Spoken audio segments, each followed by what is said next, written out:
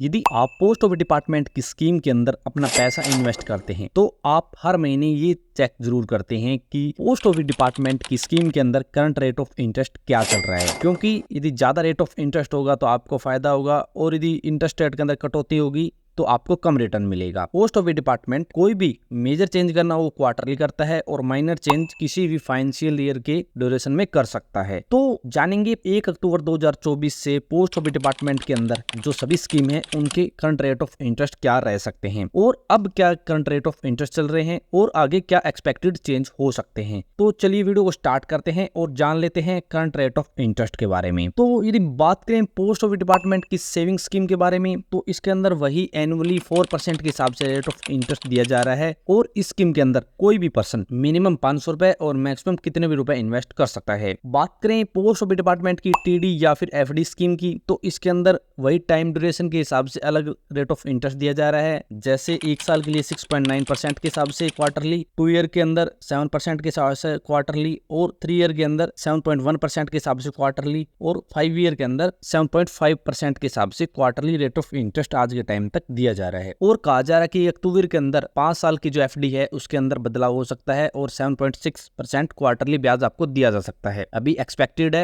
अभी कोई भी बदलाव नहीं हुआ। बात करें आरडी स्कीम की तो इसके अंदर अभी करंट रेट ऑफ इंटरेस्ट है 6.7% के हिसाब से क्वार्टरली ब्याज और इसके अंदर भी बदलाव किया जा सकता है और 6.9% के हिसाब से एक्सपेक्टेड किया जा सकता है। बात करें सीनियर सिटीजन सेविंग स्कीम की जो सबसे ज्यादा रेट ऑफ इंटरेस्ट वाली स्कीम है उसके अंदर अभी करंट रेट ऑफ इंटरेस्ट है 8.2% के हिसाब से जो सबसे ज्यादा रेट ऑफ इंटरेस्ट है। इसके अंदर क्वार्टरली आपको ब्याज दिया जाता है और इसके अंदर कोई बदलाव नहीं हो सकता। बात करें मंथली इनकम स्कीम की तो इसके अंदर 7.4% के हिसाब से मंथली ब्याज दिया जाता है और इस स्कीम के अंदर भी आपको कोई बदलाव देखने को नहीं मिलेगा। यदि बदलाव मिलेगा तो इसके अंदर 7.7% तक आपको इंटरेस्ट रेट इंक्रीज हो सकता है और आपको मिल सकता है। ये भी दोस्तों एक्सपेक्टेड है 1 अक्टूबर 2024 से। और पब्लिक प्रोविडेंट फंड स्कीम की बात करें तो इसके अंदर 7.1% के हिसाब से अभी एनुअली ब्याज दिया जा रहा है जो भविष्य के अंदर 7.5% तक एक्सपेक्टेड इंक्रीज किया जा सकता है। वहीं बात करें नेशनल सेविंग सर्टिफिकेट स्कीम यानी एनएससी स्कीम की तो इसके अंदर करंट रेट ऑफ इंटरेस्ट है 7.7% के हिसाब से एनुअली जो भविष्य के अंदर same to same as it is रह सकता है। और